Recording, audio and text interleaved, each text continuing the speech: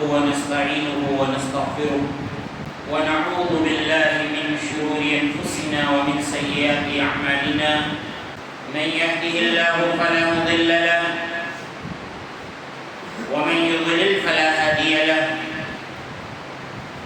وأشهد أن لا إله إلا الله وحده لا شريك له وأشهد أن محمدا عبده ورسوله أما بعد فإن خير الحديث كتاب الله وخير الهدي هدي محمد صلى الله عليه وسلم وشر الأمور محدثاتها وكل محدثة بدعة وكل بدعة ضلالة وكل ضلالة في النار. أعوذ بالله من الشيطان الرجيم. بسم الله الرحمن الرحيم. ربنا إننا سمعنا مناديا ينادي للإيمان أن آمنوا بربكم فآمنا ربنا فاغفر لنا ذنوبنا وكفر عنا سيئاتنا وتوفنا مع الأبرار ربنا وآتنا ما وعدتنا على رسلك ولا تخزنا يوم القيامة إنك لا تخلف الميعاد. فاستجاب لهم ربهم أني لا أضيع عمل عامل منكم من ذكر أو أنثى بعضكم من بعض فالذين هاجروا وأخرجوا من ديارهم وأوذوا في سبيلي وقاتلوا وقتلوا لأكفرن عنهم سيئاتهم ولأدخلنهم جنات تجري من تحتها الأنهار ثوابا من عند الله والله عنده حسن الثواب. معزز اسلامی و دینی بھائیوں، خطبہ مسنونہ کے بعد میں نے آپ کے سامنے سورہ آل عمران کی آخری آیات میں سے چند آیتیں تلاوت کی ہیں جن میں اللہ رب العالمین نے اہل ایمان کا ذکر کیا ہے اور اہل ایمان کا ایک اہم جو وقیرہ ہوتا ہے اللہ رب العالمین نے اس کو بیان کیا ہے. اور یہ بات ہم سب اچھی طرح جانتے ہیں کہ قرآن کریم کی جو آیات اتری ہیں اور جہاں بھی اللہ رب العالمین نے مومنوں کا تذکرہ فرمایا ہے، ان کی اچھی عادتوں کا تذکرہ فرمایا ہے، تو ان میں اولین مخاطب وہ صحابہ کرام ہوتے ہیں، کیونکہ یہ قرآن کریم نبی صلی اللہ علیہ وسلم پر جب اتر رہا تھا تو اس وقت جو بھی آپ صلی اللہ علیہ وسلم پر ایمان لائے، آپ صلی اللہ علیہ وسلم کی مدد کی، تو انہی لوگوں کو اللہ رب العالمین مومنین کہہ کے مخاطب کرتا تھا، مسلمان کہہ کے مخاطب کرتا تھا. اور پھر آنے والے قیامت تک آنے والے تمام مومنین ان آیتوں میں شامل ہوتے ہیں، لیکن اولین مخاطب وہ صحابہ کرام ہوتے ہیں. اللہ رب العالمین ان آیات میں فرماتا ہے کہ مومنوں کا معاملہ یہ ہوتا ہے. اوپر کی آیتوں میں اللہ رب العالمین نے مومنوں کی صفات کا ذکر کیا ہے، اور دوسرے لفظوں میں آپ یہ کہہ سکتے ہیں کہ اللہ رب العالمین نے صحابہ کرام کی صفات کا ذکر کیا ہے کہ الذین یذکرون اللہ قیاما وقعودا وعلی جنوبہم ویتفکرون فی خلق السماوات والارض. کہ مومن وہ ہوتے ہیں، عقل والے وہ ہوتے ہیں جو اللہ رب العالمین کو کھڑے ہو کر، بیٹھ کر اور پہلو کے بل ہر حالت میں یاد کرتے ہیں. اور آخر میں اللہ رب العالمین نے فرمایا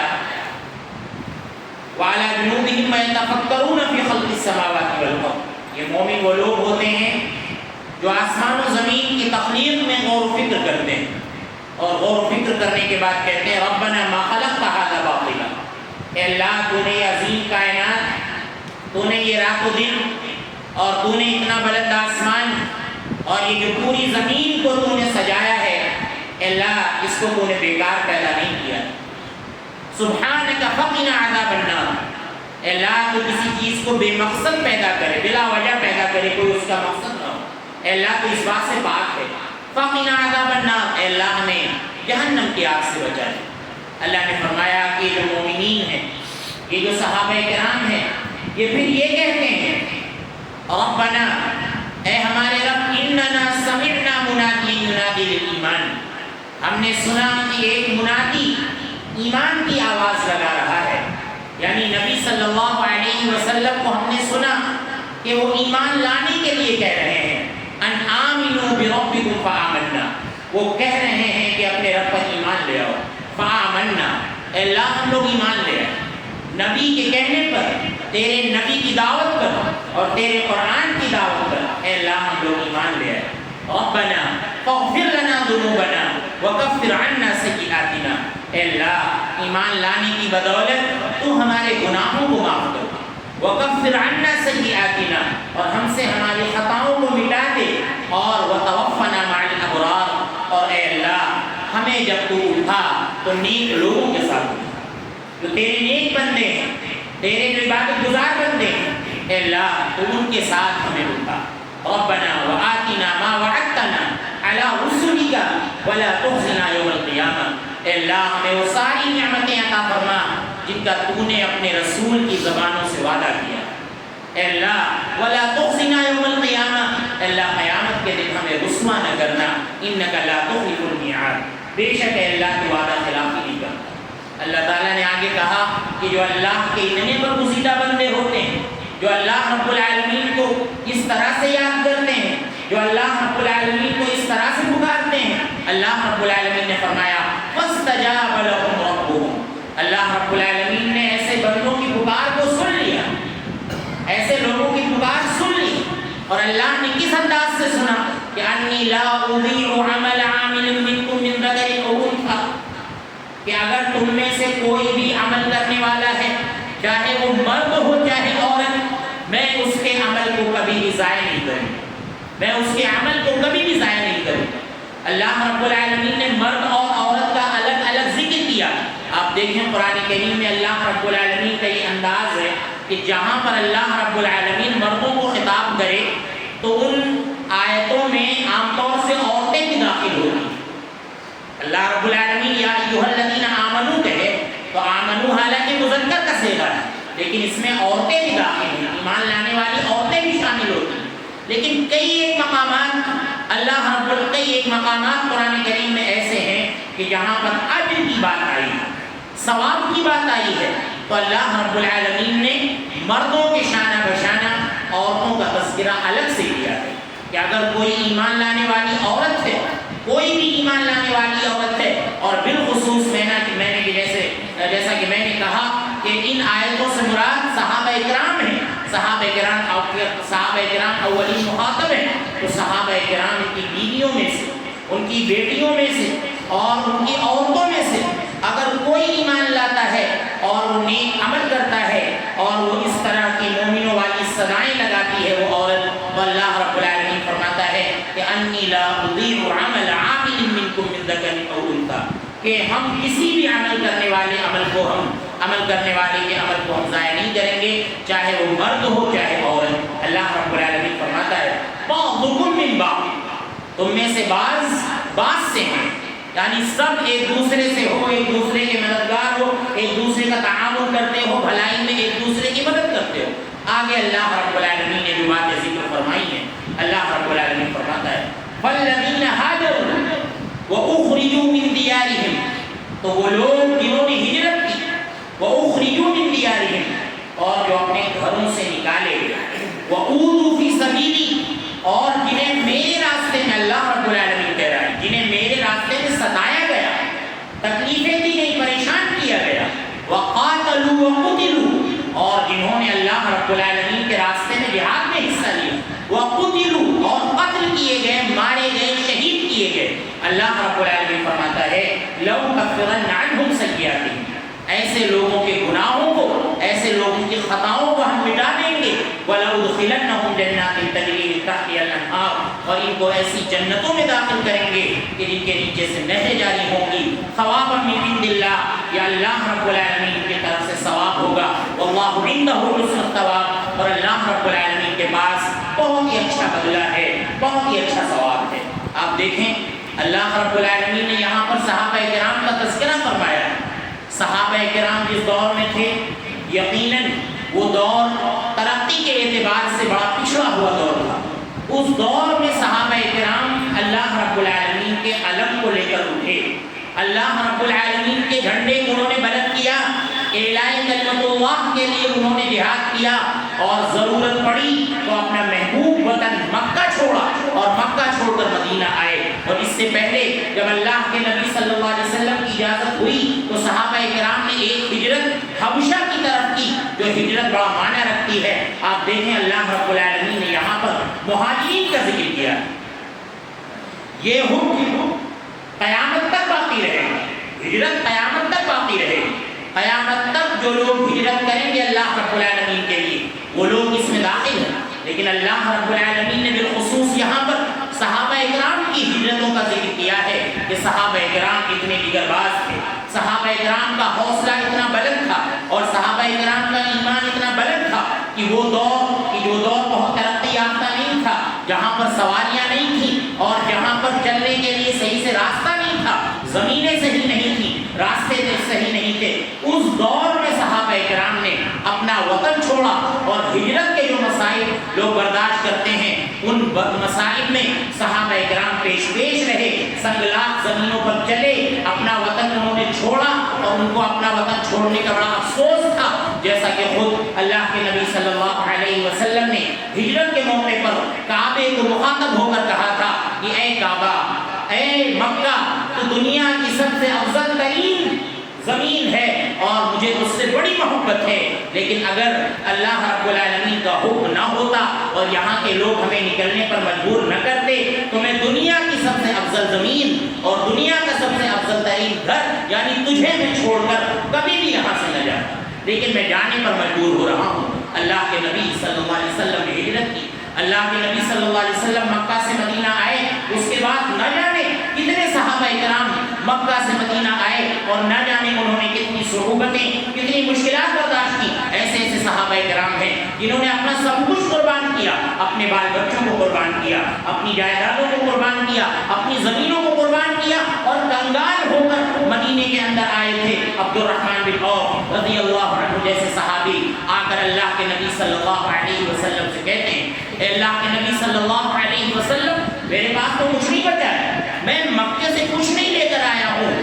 صرف ایک چیز میرے پاس بچی ہے اور وہ ہے اللہ پر ایمان اور اللہ کے رسول پر ایمان۔ تو اللہ کے نبی صلی اللہ علیہ وسلم نے ان سے کہا کہ اے عبد الرحمن، اگر اللہ پر ایمان باقی ہے اور میرے اوپر ایمان باقی ہے تو تم نے کھویا کہاں ہے؟ سب کچھ تمہارے پاس موجود ہے، سب کچھ اللہ تمہارے قدموں میں لا کر رکھ دیتا اور ایمان کی دولت سے محروم کر دیتا، تب تم محروم ہو گئے، لیکن سب کچھ تو تمہارے پاس ہے، مال دولت اللہ رب العالمین تم کو عطا فرمائے گا، ساری چیزیں اللہ رب العالمین تم کو عطا فرمائے گا، لیکن اگر تمہارے پاس ایمان باقی ہے تو سمجھ لو کہ سب کچھ اللہ رب العالمین نے تم کو عطا فرمایا ہے۔ آپ دیکھیں یہ مہاجرین جو بڑے مضبوط جگر کے تھے، انہوں نے اپنا وطن چھوڑا، مدینہ آئے اور مدینے کے جو انصار تھے جن کے اللہ کے رسول صلی اللہ علیہ وسلم نے بڑے فضائل بیان کیے، انہوں نے دل کھول کر اپنے مہاجرین بھائیوں کا ساتھ دیا۔ آپ دیکھیں پہلے سے کوئی رشتہ نہیں ہے، پہلے سے کوئی رشتہ نہیں ہے، خاندانی نسبی رشتہ کوئی نہیں ہے، لیکن آپس میں اللہ کے نبی صلی اللہ علیہ وسلم نے جو بھائی چارہ کرایا، سعد بن ربیع کا بھائی چارہ عبد الرحمن بن عوف سے کرایا، تو ایسی مثالیں ان لوگوں نے اخوت اور بھائی چارگی کی قائم کی کہ یقیناً قیامت تک ایسی مثالیں ہمیں اور آپ کو نظر نہیں آئیں گی۔ سعد بن ربیع اپنے مال سے آدھا مال دینے کے لیے تیار ہو گئے، اپنی جائیداد سے آدھی جائیداد دینے کے لیے تیار ہو گئے، یہاں تک کہا کہ اے عبد الرحمن، ہماری بیویوں میں سے جو بیوی تمہیں اچھی لگے اتنازل عنہا، میں اس سے تنازل اختیار کر لیتا ہوں، میں اسے طلاق دے دیتا ہوں، اس سے تم شادی کر لو۔ آپ دیکھیں دنیا کی محبوب ترین چیز عورت ہوتی ہے، اس کے بارے میں اللہ کے نبی نے فرمایا الدنیا کلھا متاع وخیر متاع الدنیا المرأة الصالحہ، کہ پوری دنیا فائدہ اٹھانے کا سامان ہے، لیکن سب سے اچھی چیز جو فائدہ اٹھانے کی ہوتی ہے وہ انسان کی اپنی نیک بیوی ہے۔ ایسی بیوی دینے کے لیے تیار ہو گئے، لیکن آپ دیکھیں مہاجرین اتنے ہی زیادہ غیرت مند ہیں، یہ سب کچھ دینے کے لیے تیار اور وہ لینے کے لیے تیار نہیں۔ انہوں نے کہا کہ دلونی علی السوق، ہمیں بازار کا راستہ بتا دو، ہمیں بازار کا راستہ بتا دو، ہم وہاں جائیں گے، تجارت کریں گے، اپنے پیروں پر کھڑے ہوں گے اور اپنے ہاتھ کی کمائی کھائیں گے، اس پر ہمیں بہت زیادہ خوشی ہوگی۔ اللہ رب العالمین نے ان غریب صحابہ کرام کو چھوڑ کر مدینے آئے تھے، اللہ رب العالمین نے ایمان کی بدولت ان کو خوب نوازا۔ عبداللہ ابن مسعود رضی اللہ عنہ جیسے صحابی، اور اسی طرح سے عبد الرحمن بن عوف رضی اللہ عنہ جیسے صحابی۔ اما عائشہ رضی اللہ عنہ کے بارے میں آتا ہے کہ ایک مرتبہ عبد الرحمن بن عوف کے مال کی دھمک حضرت عائشہ رضی اللہ عنہ نے اپنے حجرے میں سنی، نکل کر آئیں، پوچھا کہ آخر یہ مال کی دھمک کس کی ہے؟ لوگوں نے بتایا آپ کہ عبد الرحمن کا مال اتر رہا، اتنے اونٹوں سے عبد الرحمن کا مال آیا ہے۔ تو یہ اللہ کے نبی صلی اللہ علیہ وسلم کی دعاؤں کا نتیجہ تھا کہ بیچارے مفلس مہاجرین جو ہجرت کر کے آئے تھے، اللہ رب العالمین نے ان کو خوب نوازا۔ بہرحال ہجرت کرنا اس دور میں کوئی ایسا آسان کام نہیں تھا، صحابہ کرام نے ہجرتیں کی۔ اس کے بعد آپ دیکھیے اللہ رب العالمین فرماتا ہے جنہوں نے جہاد کے اندر حصہ لیا، جنہوں نے قتال کے اندر حصہ لیا، جنہوں نے اپنا سب کچھ قربان کر دیا، اور جنہوں نے اپنی جان تک کی بازی لگا دی، اپنی جان کا نذرانہ اللہ رب العالمین کے راستے میں پیش کیا، میرے بھائیوں اس جہاد میں قیامت تک آنے والے تمام لوگ شامل ہیں۔ لیکن جس دور میں صحابہ کرام نے جہاد کیا، جس دور میں اعلاء کلمت اللہ کے لیے صحابہ کرام نے اپنی گردنیں اللہ رب العالمین کے راستے میں کٹائیں، یقیناً وہ بڑا عظیم مقام رکھتا ہے، وہ بڑا عظیم مقام رکھتا ہے۔ اور یہ جو شہادتیں ہوتی ہیں، یہ شہادتیں آنسو بہانے کے لیے نہیں ہوتی کہ بعد میں ان پر رویا جائے، سینہ پیٹا جائے، گال چاک کیا جائے، اور اسی طرح سے گریبان چاک کیا جائے، گال پیٹے جائیں۔ یہ شہادتیں اس لیے نہیں ہوتی ہیں، یہ شہادتیں تو بڑی سعادت کا باعث ہے۔ اللہ رب العالمین نے قرآن کریم کے اندر یہاں تک فرما دیا کہ وَلَا تَقُولُوا لِمَن يُقْتَلُ فِي سَبِيلِ اللَّهِ أَمْوَاتٌ، جو لوگ اللہ رب العالمین کے راستے میں قتل کیے گئے انہیں تم مردہ گمان نہ کرو، بلکہ اللہ رب العالمین کے یہاں وہ خوش ہیں، اللہ رب العالمین انہیں رزق عطا فرماتا ہے۔ لیکن یہ بات الگ ہے کہ تم سمجھ نہیں سکتے ہو کہ اللہ رب العالمین شہداء کو ایسی زندگی عطا فرماتا ہے۔ بہرحال اللہ رب العالمین کے راستے میں لڑنے کی بڑی فضیلت ہے، اللہ کے راستے میں قربان ہونے کی بڑی فضیلت ہے۔ آپ دیکھیں کتنی شہادتیں اسلام میں ہوئی ہیں، صحابہ کرام نے اپنی موت کا نذرانہ پیش کیا ہے۔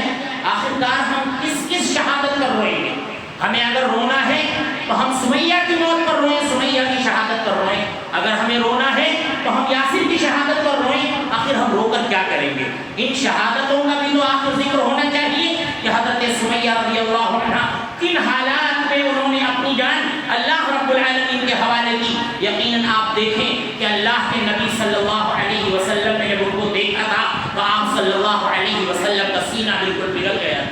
اللہ کے نبی صلی اللہ علیہ وسلم نے کہا تھا صبراً یا آل یاسر، اے آل یاسر، اے یاسر کے خاندان والو، تم صبر سے کام لو، اللہ رب العالمین تمہارے لیے جنت میں تمہاری نعمتیں تیار کر رہا ہے۔ یہ سمیہ جو اسلام کے لیے قربان ہو جاتی ہیں، اسلام کے لیے شہید ہو جاتی ہیں، ابو جہل ان کی شرمگاہ پر برچھا مارتا ہے اور دو مخالف اونٹوں میں ان کو باندھ کر الگ الگ اونٹوں کو ہانک دیتا ہے، اور ان کی بری حالت ہوتی ہے سمیہ رضی اللہ عنہ کی کہ نہ پوچھیے۔ اور اسلام میں شہید ہونے والی یہ سب سے پہلی خاتون، سب سے پہلی خاتون ہے جو اللہ رب العالمین کے لیے شہید ہوئی، اور جن کے آخری الفاظ تھے احد احد احد، کہ اللہ رب العالمین ایک ہے، اللہ رب العالمین ایک ہے۔ ہمیں جان دینا گوارا ہے لیکن اللہ رب العالمین کے ساتھ شریک کرنا یہ گوارا نہیں ہے۔ آپ دیکھیں اگر رویا جائے تو سید الشہداء حضرت حمزہ بن عبد المطلب کی شہادت پر رویا جائے کہ جن کا مسئلہ کر دیا گیا تھا، جن کا مسئلہ کر دیا گیا تھا، جن کی نعش دیکھنے کے لائق نہیں تھی، اللہ کے نبی صلی اللہ علیہ وسلم نے ان کو سید الشہداء کہا، شہیدوں کا سردار کہا، تو وہ شہیدوں کے سردار ہیں۔ اسی طرح سے آپ دیکھیے غزوہ احد میں کتنے صحابہ کرام ہیں، تقریباً 70 صحابہ کرام ہیں جن کو شہید کیا گیا۔ اگر رونا ہے تو ان صحابہ کرام پر رویا جائے، آنسو بہائے جائیں۔ آپ دیکھیں انس بن نضر جو کہ بوڑھے تھے، انس بن مالک رضی اللہ عنہ کے چچا ہیں، یہ اللہ رب العالمین کے راستے میں لڑتے لڑتے سعد بن معاذ رضی اللہ عنہ سے کہتے ہیں کہ مجھے اس پہاڑ کے پیچھے سے جنت کی خوشبو آ رہی ہے، اور جاتے ہیں بے دریغ لڑتے ہیں اور خوب لڑتے ہیں، اور آخرکار 80 سے زائد زخم کھا کر اللہ رب العالمین کے حوالے اپنی جان کر دیتے ہیں۔ سب نے ان کی نعش پہچاننے سے انکار کر دیا۔ ان کی بہن آئی، انہوں نے آ کر ان کے بدن کا ایک تل دیکھا، اور تل دیکھنے کے بعد کہا کہ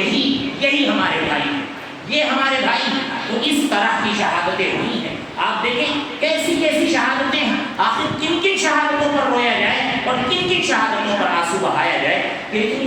مظلومانہ شہادتیں ہیں یہ سب۔ لیکن میرے بھائیوں، یہ شہادتیں وقتی طور پر ضرور تکلیف کا باعث ہوتی ہیں، لیکن یہ شہادتیں آخرکار سعادت کا باعث ہوتی ہیں۔ شہداء کے لیے اللہ رب العالمین بڑا انعام تیار کرتا ہے، لہذا یہ شہادتیں ہر سال آنسو بہانے کے لیے نہیں ہوتی ہیں۔ آپ دیکھیے وقت گزرتا ہے، دور گزرتا ہے، ان جنگوں کا دور گزرتا ہے، حضرت عمر بن خطاب رضی اللہ عنہ کا دور آتا ہے، اور ایک مجوسی غلام حضرت عمر بن خطاب رضی اللہ عنہ کی شہادت بڑی مظلومانہ ہے، جو زخم کھانے کے بعد ذی الحجہ کے آخری ایام میں زخم کھاتے ہیں اور یکم محرم کو وہ شہید ہو جاتے ہیں، اور ان کو زخم دینے والا اور ان کے جسم پر وار کرنے والا اور انہیں زہر آلود خنجر چبھونے والا وہ ایرانی النسل ایک غلام تھا، جو مغیرہ بن شعبہ رضی اللہ عنہ کا غلام تھا۔ اس سے پہلے آپ یہ اچھی طرح سے جانیں کہ یہ جو سازش کے طور پر یہ جو جتنی شہادتیں ہو رہی ہیں، یہ سب یہودیوں کی مرہون ملت ہے۔ قتل عثمان سے لے کر بلکہ اس سے پہلے آپ جائیں، حضرت عمر رضی اللہ عنہ کی جو شہادت ہوئی ہے، اس کا ربط بھی ایران سے ہے۔ ایران کی جو فتوحات ہوئی تھی، وہاں کا جو معاملہ ہوا تھا حضرت عمر رضی اللہ عنہ کے زمانے میں، زبردست جو فتوحات ہوئی تھی اور پورے ایران کے مالک حضرت عمر بن خطاب رضی اللہ عنہ بن گئے تھے۔ آخرکار یہ اس کی جلن تھی جو ایران کے ایک شخص نے نکالی، اور بظاہر تاریخ میں آپ ڈھونڈیں گے تو بہت ایک چھوٹا معاملہ بتلایا جاتا ہے۔ یہ بتلایا جاتا ہے کہ یہ مغیرہ بن شعبہ کا غلام، یہ مجوسی ابو اللؤلؤ فیروز، اب یہ بات بتائی جاتی ہے کہ یہ بات لے کر وہ اپنے اندر بیٹھ گیا اور اس نے کہا کہ اب ہم عمر کو زندہ نہیں چھوڑیں گے۔ لیکن حقیقت یہ ہے کہ اس کے پہلے بڑی سازشیں ہیں، اور یہ شخص ایران کا تھا جو مغیرہ بن شعبہ رضی اللہ عنہ کا فتوحات کے بعد غلام بنا، اور یہ شخص جو ہے منبر کے آڑ میں پہلے ہی سے بیٹھا ہوا تھا۔ فجر کی نماز کی بڑی لمبی لمبی تلاوتیں ہوا کرتی تھی، اور فجر کی نماز میں اس دور میں سب سے زیادہ لوگ رہا کرتے تھے، اور صحابہ کرام بالکل اللہ سے اس وقت سرگوشی کیا کرتے تھے۔ عمر بن خطاب رضی اللہ عنہ کے اس شخص نے برچھا مارا منبر کی آڑ سے، اور اس طرح سے مارا کہ صحابہ کرام جو پیچھے کے لوگ تھے وہ سمجھ تک نہیں پائے، ان کو پتہ ہی نہیں چلا کہ آخر یہ کیا ہوا، کیونکہ وہ سب تلاوت سننے میں غرق تھے۔ اس کے بعد جب عمر بن خطاب رضی اللہ عنہ نے امام بدلا، ان کی جگہ پر جب عبد الرحمن بن عوف رضی اللہ عنہ آئے امامت کرانے کے لیے، تب لوگوں کو لگا کہ کوئی معاملہ پیش آیا ہے۔ یہ بھاگتے بھاگتے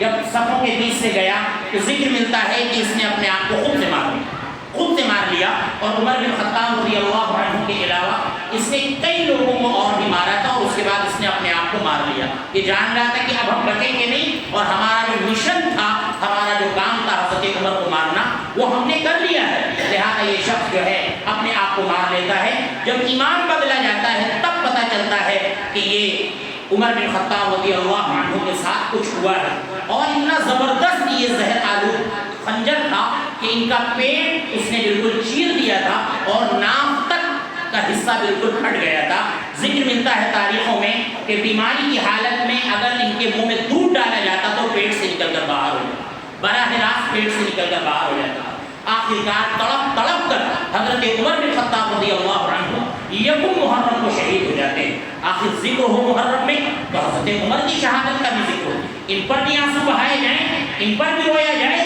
لیکن آپ دیکھیے یہ شیعیت کا سنیت پر اس قدر غلبہ ہوا کہ جو فضیلت والے صحابہ کرام ہیں، اہل بیت میں سے جو فضیلت والے صحابہ کرام ہیں، ان کی شہادتوں کے علاوہ کسی بھی شہادت کا ذکر نہیں ملتا۔ آپ دیکھیں جو ہمارے بھائی یا حسین کے نعرے لگاتے ہیں، اور حسن و حسین کے نعرے لگاتے ہیں، اور یا علی مدد کے نعرے لگاتے ہیں، ذرا ان سے پوچھا جائے کہ حضرت اس کو مارنے والا تو ان کی نظر میں مقدس ہو گیا، بابا فیروز الدین کے نام شجاع الدین کے نام سے اس کا مزار بنایا گیا، اور اس پر مجاوری ہوتی ہے، اس کی پوجا ہوتی ہے، وہاں پر سجدے کیے جاتے ہیں، آج بھی وہ مزار موجود ہے۔ بتائیے حضرت عمر رضی اللہ عنہ کو جس نے مارا اس کا اتنا تقدس ہے ان کے یہاں، اور ہمارے بھائی یہ سمجھتے نہیں ہیں۔ ہمارے بھائیوں کو بس یا حسین کے نعرے لگانے سے مطلب ہے، اور اسی طرح سے سینہ پیٹنے سے مطلب ہے۔ تو حضرت عمر کی شہادت بڑی مظلومانہ ہے، حضرت عثمان کی شہادت آپ دیکھیے کہ یہ جو ہے وہی یہودی سلسلہ عبداللہ بن سبا یہودی، جیسا کہ اللہ رب العالمین نے قرآن کریم کے اندر فرمایا کہ لَتَجِدَنَّ أَشَدَّ النَّاسِ عَدَاوَةً لِلَّذِينَ آمَنُوا الْيَهُودُ وَالَّذِينَ أَشْرَكُوا، کہ سب سے زیادہ سخت ایمان والوں کا دشمنی کے اعتبار سے تم یہودیوں کو پاؤ گے، اور اس کے بعد مشرکین کا نمبر آتا ہے، اور سب سے زیادہ ذرا جو نرم ہے ایمان والوں کے لیے وہ تم عیسائیوں کو پاؤ گے، یہ بھی دشمن ہے، لیکن یہ ذرا مسلمانوں کے لیے نرم ہے۔ آپ دیکھیں کہ یہ یہودی جو ہیں یہ مسلمانوں کے دشمن ہیں، اور مسلمانوں کا یہ خون چوسنا چاہتے ہیں، اور مشرکین یہ بھی مسلمانوں کے دشمن تھے، لیکن دونوں کی دشمنی میں بڑا فرق، مشرکین ابو جہل عتبہ شیبہ یہ سب مکہ کے اندر اللہ کے نبی کے دشمن تھے، لیکن ایک دم کھلے دشمن تھے، کھل کر وار کرتے تھے، لیکن یہ جو یہودی ہیں اور یہودی صفت جو خارجی ہیں یہ سب ہمیشہ پیچھے سے وار کرتے ہیں۔ اللہ کے نبی کی پوری زندگی دیکھ لیجیے، جب جب ان یہودیوں نے اللہ کے نبی کو مارنا چاہا ہے ہمیشہ دھوکے سے مارنا چاہا۔ بنو نذیر کا معاملہ ہو چاہے خیبر کے موقع پر زہر دینے کا معاملہ ہو، آپ دیکھ لیجیے یہ سب جو ہے دھوکے سے کیا گیا۔ اللہ کے نبی صلی اللہ علیہ وسلم صلح کرانے کے لیے ان کے درمیان میں گئے تو پتہ چلا کہ اوپر سے ایک پتھر گرانے کی سازش، اللہ کی طرف سے وحی آتی ہے، لہذا اللہ کے نبی وہاں سے اٹھ کر چلے جاتے ہیں۔ ایک موقع پر آپ دیکھیں ایک یہودی عورت اللہ کے نبی صلی اللہ علیہ وسلم کو زہر آلود ران دیتی، بکرے کی ران دیتی ہے کھانے کے لیے۔ اللہ کے نبی صلی اللہ علیہ وسلم کے پاس ساتھ ایک صحابی بھی بشر بن برا بن معرور بھی تھے، وہ کھا لیتے ہیں اور اسی وجہ سے ان کی موت ہو جاتی ہے۔ اللہ کے نبی صلی اللہ علیہ وسلم کھاتے ہیں، اللہ رب العالمین آپ کو باخبر کر دیتا ہے، اور بعض روایتوں میں ہے کہ وہ خود ران جب آپ صلی اللہ علیہ وسلم اس کو منہ میں لے جاتے ہیں تو وہ ران خود بول پڑتی ہے کہ میرے اندر زہر ہے۔ اللہ کے نبی صلی اللہ علیہ وسلم نہیں کھاتے، لیکن پھر بھی روایتوں میں ذکر ملتا ہے کہ اللہ کے نبی صلی اللہ علیہ وسلم نے اس زہر کا اثر اپنی وفات سے پہلے محسوس کیا تھا، تیز بخار تھا اور اس زہر کا اثر اللہ کے نبی صلی اللہ علیہ وسلم نے محسوس کیا تھا، اور اس یہودیہ عورت نے بعد میں اعتراف بھی کیا، اس نے کہا کہ ہم نے ان کو زہر آلود ران اس لیے دی تھی کہ یا تو یہ مر جائیں گے تو ہم اپنی دشمنی نکال لیں گے، یا اگر یہ نبی ہوں گے تو یہ کھانے سے بچ جائیں گے، اللہ تعالیٰ ان کو خبر کر دے گا۔ بہرحال اللہ کے نبی صلی اللہ علیہ وسلم کو خبر ہوئی اور آپ صلی اللہ علیہ وسلم وہ ران کھانے سے دور رہے، تو اس لیے اللہ کے نبی صلی اللہ علیہ وسلم دیے اور پھر آپ صلی اللہ علیہ وسلم کی وفات ہوئی۔ تو ان یہودیوں نے ہمیشہ جو وار کیا ہے وہ پیچھے سے وار کیا ہے، اس لیے یہ بڑے خطرناک دشمن ہوتے ہیں۔ آپ دیکھیں عثمان رضی اللہ عنہ کے دور میں عبداللہ بن سبا یہودی یہ جو ہے بظاہر مسلمانوں کا چولا پہن لیتا ہے اور مسلمان بن جاتا ہے، اس کے بعد مکے میں مدینے میں اس کو کہیں بنا نہیں ملی، کہیں کے لوگوں نے اس کی باتوں پر کان نہیں دھرا، آخرکار شر پسندوں کی زمین کے کوفہ چلا گیا، وہاں جا کر اس نے لوگوں کو بہکایا کہ عثمان تو اقربا پرست، یہ جب سے حاکم بنے ہیں اپنے رشتہ داروں کو حکومت میں رکھ رہے ہیں، اور انہوں نے یہ کام نہیں کیا، ان کا فلاں گورنر صحیح نہیں، ان کا یہاں کا گورنر صحیح نہیں، یہاں کا حاکم بدلنا چاہیے، یہاں کا حاکم بدلنا چاہیے، اس طرح سے اس نے اتنے اعتراض کرنے شروع کر دیے۔ آخرکار ایک طوفان بدتمیزی حضرت عثمان بن عفان رضی اللہ عنہ کے خلاف کھڑا ہو گیا۔ آپ دیکھیں مصر کے اجڑ، کوفہ کے اجڑ اور بصرہ کے جو اجڑ جاہل تھے ان کی تعداد تقریباً 6000 بنتی، یہ سب جو ہے